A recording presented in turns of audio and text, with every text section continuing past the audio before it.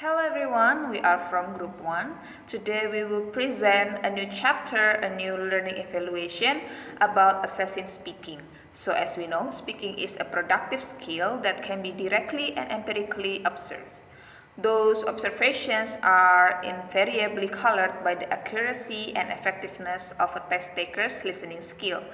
And how do you know for a certain that a speaking score is exclusively a measure of oral production without the potentially frequent clarifications on interlocutor?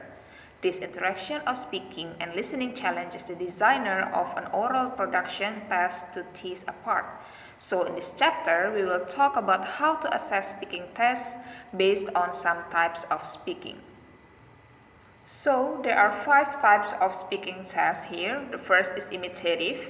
It is the ability to simply imitate or parrot back a word or phrase or even a sentence. So just like the name, we imitate, we become a parrot here.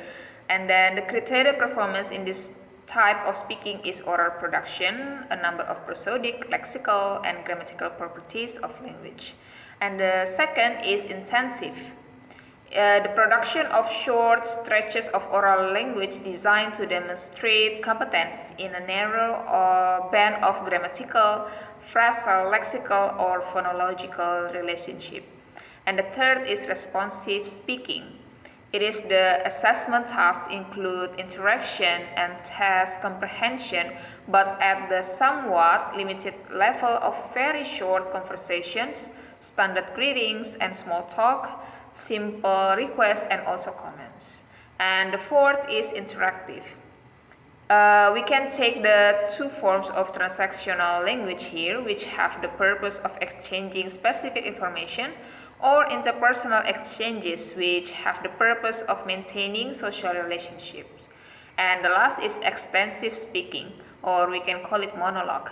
It includes speeches or representations and storytelling during which the opportunity for oral interaction from listeners is either highly limited or ruled.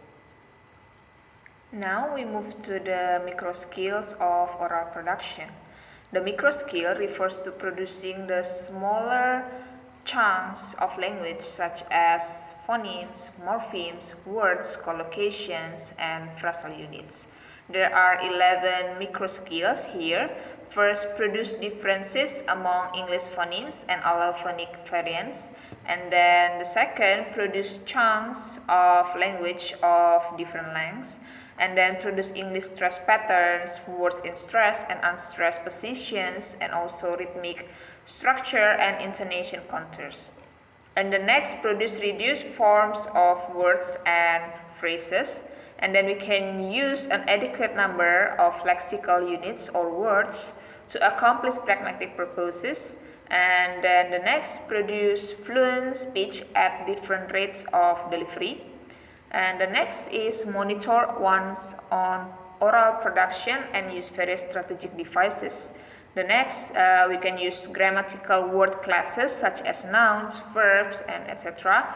And also systems like tense, agreement, pluralization, and word order, patterns, rules, and elliptical forms. And then we can produce speech in natural constituents and also express a particular meaning in different grammatical forms, and then we can use cohesive devices in spoken discourse. The next is the macro skills of oral production. So the macro skills imply the speaker's focus on the larger elements such as fluency, discourse, function, style, cohesion, nonverbal communication, and also strategic options. There are 5 macro skills. First, appropriately accomplish communicative functions according to situations, participants, and also goals. Second, use appropriate styles, registers, implicature, redundancies, pragmatic conventions, and conversation rules. And the next, we can convey links and connection between events and communicate such relations as focal and peripheral ideas, events, and feelings. And then the next, convey facial features, kinesthetic, body language, and other nonverbal cues along with verbal language. And the last, develop and use a battery of speaking strategies, such as emphasizing keywords, rephrasing, providing context for interpreting the meaning of words, and appealing for help and accurately assessing how well your interlocutor is understanding you. The next is designing assessment tasks in imitative speaking. So as we know, imitative speaking refers to the ability of the students in speaking performance of simply parrot back. So they, as the student, will imitate what the teacher said. It can be a word, a phrase, or even a sentence.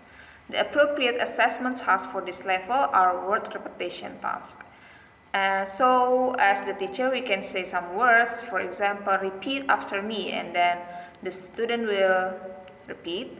And the scoring procedure for this imitative speaking is 2 for acceptable pronunciations, 1 for comprehensible and partially correct pronunciation, and 0 for silence and seriously incorrect pronunciation. You can see the example beside. Now we move to the phone pass test. This is an example of a popular test that uses imitative as well as intensive production tasks. The phone pass test elicits computer-assisted oral production over the telephone. So the test takers read aloud, repeat sentences, say words, and answer the question. With a downloadable test sheet as reference, test takers are directed to telephone a desired number and listen for the direction. This is the example of the phone pass test. There are 5 sections in the test, and the scoring for the phone pass test are calculated by a computerized scoring template and reported back to the test takers within minutes. The next is designing assessment tasks in intensive speaking. There are 5 types of intensive speaking. The first is directed response task, and then read aloud task, and the third is sentence or dialogue completion task and oral questionnaires, and then picture cue task, and also the last, translation. First, directed response task. In this task, the test administrator elicits a particular grammatical form or a transformation of a sentence. Such tasks are clearly mechanical and not communicative, but they do require minimal processing of meaning in order to produce the correct grammatical output. This is the example of directed response task. The test administrator will give the direction what the test takers should speak about. Second, read aloud task. Intensive reading aloud tasks include reading beyond the sentence level up to a paragraph or 2. This technique is easily administered by selecting a passage and then by recording the test taker's output. And the scoring is relatively easy because all of the test takers' oral production is controlled. And the scoring scale for this passage provided a 4-point scale for pronunciation and also for fluency. Underhill in 1987 suggested some variations on the task of simply reading a short passage, such as reading a script dialogue with the other person read the other part, and then the second reading sentences that containing minimal pairs. For example, there's the sentence in the passage like try not to do hit or hit the pen too much. So we have the minimal pairs hit and hit. And the second, the sentence like bill and pill. We have the minimal pairs bill and pill. And the next suggestion by Underhill is reading information from a table or chart. Therefore, the reading task here, the read loud task here, not really boring because we have some variations. So it's not just reading a certain passage or certain paragraph in this task. Third, sentence or dialogue completion task and oral questionnaire. Another technique for targeting intensive aspects of language requires test takers to read dialogue in which one speaker's line have been omitted. So the test takers are given time to read through the dialogue to think about the appropriate lines to fill in the dialogue. The advantage of this task is that it is moderate control of the output of the test takers. And for the disadvantage of this task, it is reliance on literacy and an ability to transfer easily from written to spoken English. So it might be not really easy for the students to follow the task here because not easy from written to spoken English. The fourth is picture cue task. It is refers to the use of pictures or sequence of pictures. This method is effective to stimulate speaking response of the test takers. The administrator provides some picture with some clues and then the test takers point to the picture to give the answer, or teacher point to the picture and then the test takers mention the answer orally. There are some kinds of picture cue tasks, like the example beside me here. It is the picture cue elicitation of minimal pairs. So the teacher here points to each pictures in series by using question. What is this? What's the different? What's the sounds different from these two pictures, for example? And then the next picture cue elicitation of nouns, negative response, numbers, and location. So the teacher points to the picture and then test takers answer by mentioning what the picture is.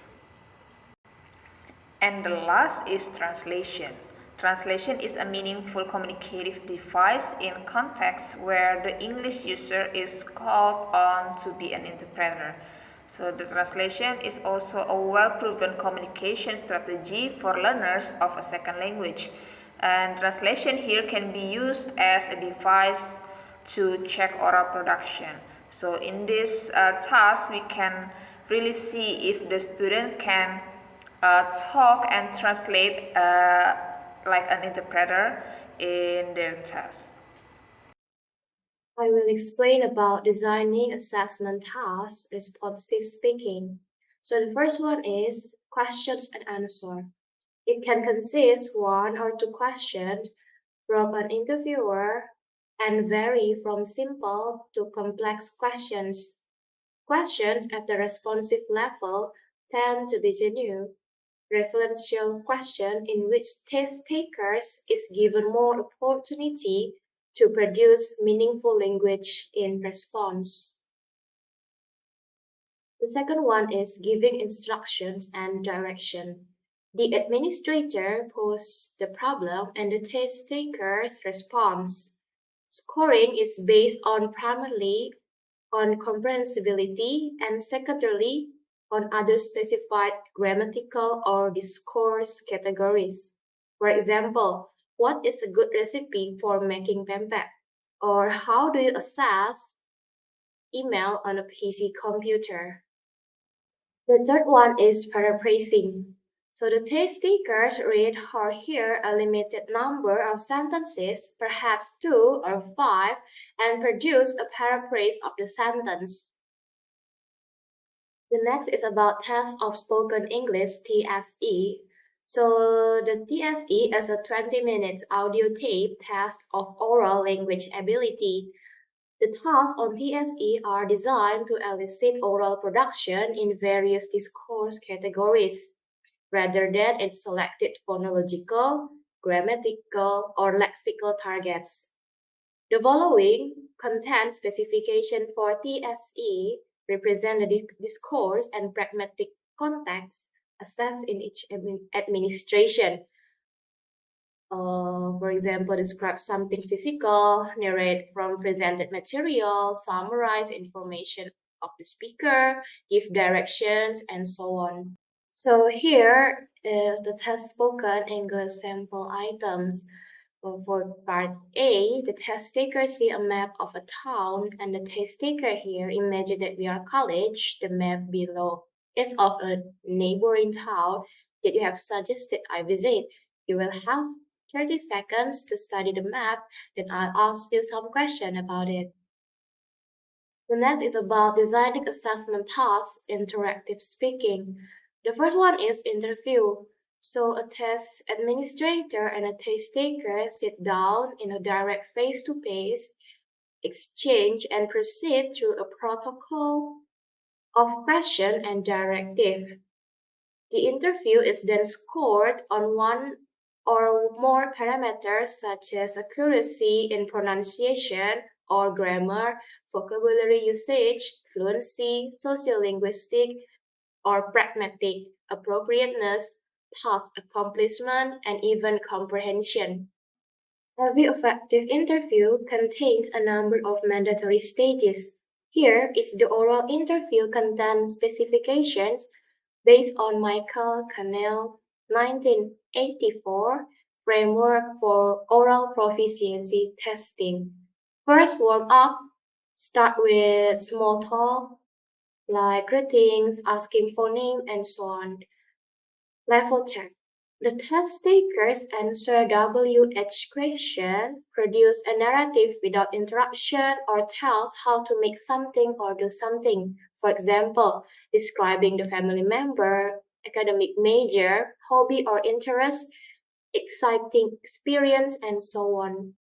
The next stage, the test taker responds to an interviewer question about something the test taker doesn't know and is planning to include in an article or paper. Talk about his or her own field of study or profession. For example, what is your opinion of a recent headline news event, or if you were president of your country, what would you do like to change about your own country? The last stage, the task taker's feeling about the interview, information on results, and further questions. For example, the questions are: did you feel okay about this interview? Or do you have any questions you want to ask? The second one is role play. Within constraints set forth by the guidelines, it frees students to be somewhat creative in their linguistic output. As an assessment device, role plays opens some windows of opportunity for test takers to use this course that might otherwise be difficult to elicit. For example, pretend that you are asking for directions. Also, scoring present the usual issues in any task that elicit somewhat unpredictable response from the test takers. The third one is discussions and conversation. It offers a level of authenticity, spontaneity that other assessments techniques may not provide. Discussion may be especially appropriate tasks through which to elicit and observe such abilities as topic nomination, attention getting, clarifying, comprehension signal, and so on. The last one is games. Among informal assessment devices are a variety of games that directly involve language production. For example, crossword puzzles are created in which the names of all members of a class are clued by obscure information about them. Each class member must ask questions of others to determine who match the clues in the puzzle. Okay, the next material is about designing assessment, extensive speaking.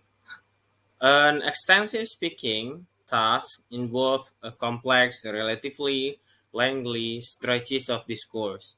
They are frequently variations on monologues, usually with minimal verbal interactions.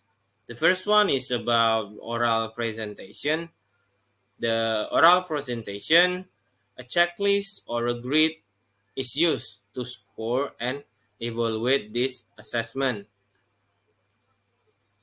Simply, the students or someone will perform in front of the class or their friend and then tell about their material is about. And then, for example, presenting a report, a paper, marketing plan, a sales idea, a design of a new product, or a method. Okay, the second one is the picture cue storytelling. In this activity, the test takers are given the sequences of the picture story, and then they create the story based on the pictures. It is always tempting to throw any picture sequence at least to the test takers and have them talk for a minute or so about them. But every assessment of speaking ability, the objective is eliciting narrative discourse need to be clear. Like, are you testing for oral vocabularies, for time relatives? You can use before, after, and when, and then, or for past tense, it's about regular and irregular verb. So, if you are eliciting specific grammatical or discourse features, you might add in the direction. For examples like tell the story that their pictures describe. Please use simple present tense. So in this slide, you can see the examples of picture sequence, and then based on the pictures, students will try to answer. Will try to make a simple story about that. The third one is retelling a story, news event. In this activity, the taste taker hear or read a story or news event that they are asked to retell. So in it is also longer stretch of discourse and a different genre. Then for the objective of this activity is to produce a number of oral discourse features like communicating sequences and relationships of events, stress and emphasize patterns, expression in the case of dramatic story, and also fluency and the interaction with the hearer. So for example, like if they are listen to the story about a legend, maybe about the lake of Toba, and then the taste taker will retell the story in front of the classroom. Okay, next is about translation of extended prose. In translation activity, the longer texts are presented for the taste taker to read in the native language, and then they translate into English. Those texts could come in many forms. It can be from dialogue and then directions for assembly product and also a synopsis of a story and etc. After that, there is the advantage of translation activity. Like we can control the content and then vocabulary and the grammatical and discourse features. Besides that, we also have the disadvantages. For the translation of longer text is highly specialized skill for which some individuals obtain post baccalaureate degrees. Uh, the criteria of scoring in this translation activity should take into account not only the purpose of stimulating a translation but the possibility of errors that are unrelated to oral production ability. We think that's all for our presentation about assessing speaking. Thank you for your great attention, and then good afternoon.